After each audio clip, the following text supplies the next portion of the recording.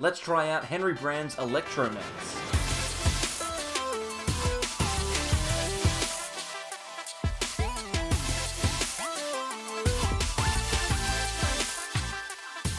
Welcome back everyone to more from the Sableyes.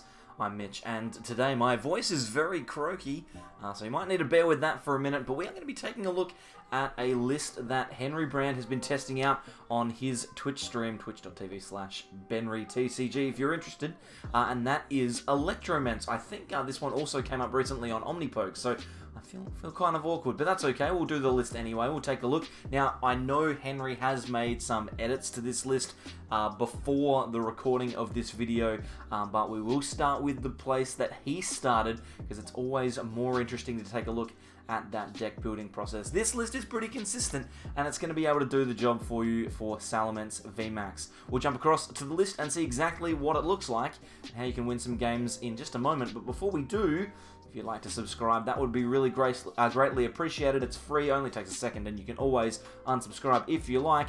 And there's also a like button down there that you can click so that YouTube shows this video to more people. Would really be greatly appreciative of that.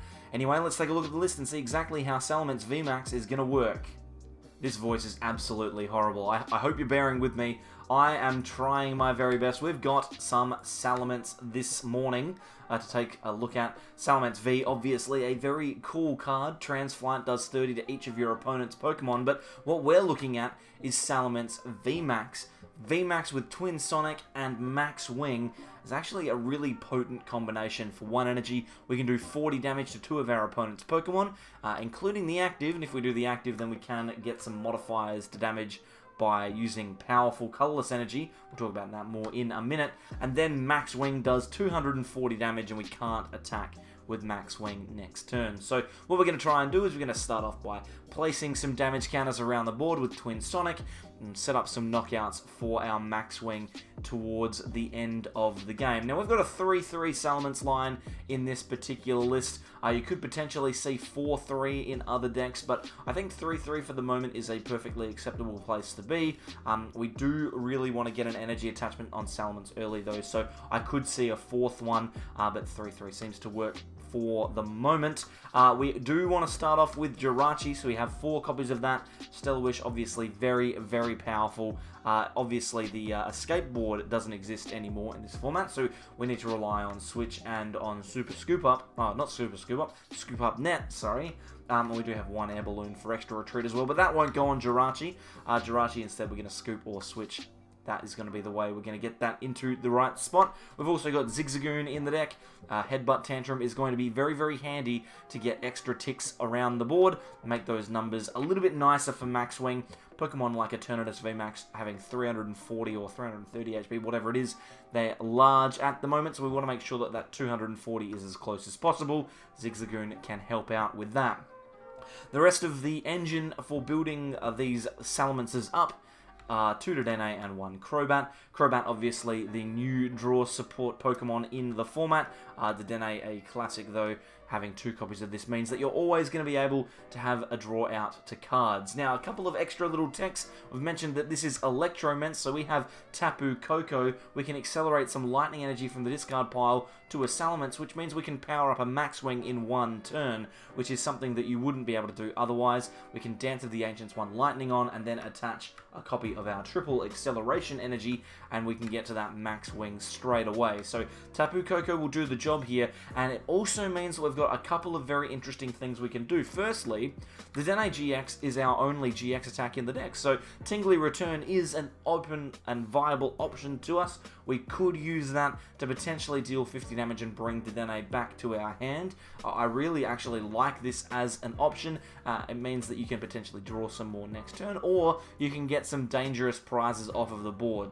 Obviously a GX Pokemon with 160 HP is not great, so we want to remove them if we can. Tingly Return can do that. We also have access to a copy of the new Vikavolt V. Now, this is probably in place of the 4th Salamence for me, but Paralyzing Bolt for a Lightning and a Colorless can potentially lock your opponent out of some games. So, for example, if your opponent has no way of retreating, and you boss's orders up a Pokemon that has no energy on it and a large retreat cost, if you Paralyzing Bolt that Pokemon, you're going to be able to do it every turn until they attach enough energy to retreat. You can buy yourself a lot of time, and you can slow your opponent right down. So Paralyzing Bolt, a really, really good option. And we also have Super Zap Cannon, probably unlikely to be using this as an attack, but if you have locked your opponent out of the game for a long period of time with Paralyzing Bolt, then Super Zap Cannon could be one good option for a last gasp attack with Vikavolt V. Maybe you know it's about to be knocked out, you can Super Zap Cannon, do 190, and then have that Vikavolt knocked out that turn. So I really, really like this inclusion. It's super, super valuable. You're not going to use it every single game. It's not going to come up all the time, but it definitely can get you some free turns and potentially lock your opponent out of a game if everything goes well. So that Tapu Koko, obviously setting up that Vikavolt, is a very, very big play. One last Pokemon, we have a Scoop Up Block Mr. Mime in this deck. Henry has identified very early on that Darkness Vmax likes to play down a lot of Pokemon and a lot of Zigzagoons. So if you have Mr. Mime on the bench, 10 damage from Headrot Tantrum, or some extra damage from Twin Sonic, leaves those prizes there. You can potentially set yourself up to take a couple of knockouts on those babies, whilst one big knockout on Darkness Vmax is all that you need. So Scoop Up Block Mr. Mime, very, very powerful, so do not be surprised if you see this card coming up a lot. It is going to float around in a lot of decks in the new format, very, very strong. Let's take a look. I really struggled with that one. My voice is broken and so is my brain. Let's take a look at the supporters now. We've got 4 copies of Research, 3 copies of Marnie, and 3 copies of Boss. A very, very common supporter line in a lot of decks, both pre and post Darkness Ablaze. But this card here is a fresh inclusion. Piers is almost like a pseudo support draw supporter, in the sense that you can search your deck for 1 Dark Pokemon and 1 Energy. Now, we've got Dark Pokemon in Zigzagoon and Crobat V in this deck, so Piers can potentially find you 10 damage or a hand of up to 6 cards, but you can also find things like Triple Acceleration Energy or Powerful Colorless, which could be the difference between you taking a knockout this turn or making a meal of it, I guess you could say. So Piers, very, very useful. Only running 1 in this list. We don't have a huge amount of Dark Pokemon, so its value diminishes the more you play it, but definitely a very clutch supporter that can potentially extend your hand and give you an option to take a one-shot knockout. So worth considering if you haven't included it in any of your decks so far. Onto the items, we've got Quick Ball and Pokemon Communication as our Pokemon search. There's 4 of each in this list. We want to find our Salamence V early and our Salamence Vmax late. So we want to get that Pokemon Communication, finding those Pokemon. There's plenty of Pokemon to use it with, so perfectly acceptable. Plus, you can also use one of your 4 copies of Scoop Up Net to bring a Pokemon from the bench that you don't need anymore into your hand, and then you can Pokemon Communication it back into the deck. It's obviously very strong. Scoop Up is also a pseudo-switch card like Switch or Air Balloon. Air Balloon is a very good card to attach to things like Crobat or Dedenne. We can even put it on a Salamence Vmax in order to give it some flexibility. Maybe you need to retreat after using Max Wing because you can only use it once and then you have to wait another turn before you can use it again. So maybe you can retreat that Salamence back to the bench, scoop up a Zigzagoon or something like that with your Scoop Up Net, and then go straight back in for the Max Wing. So Air Balloon, a very powerful tool card in this list.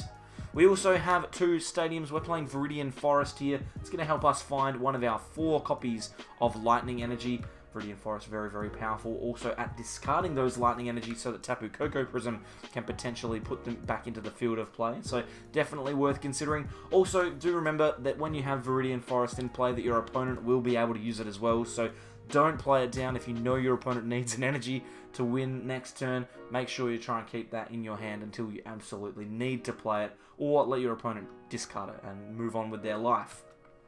Powerful Colorless Energy is almost, I'd say, the card that makes this deck really, really powerful. Ironic, that.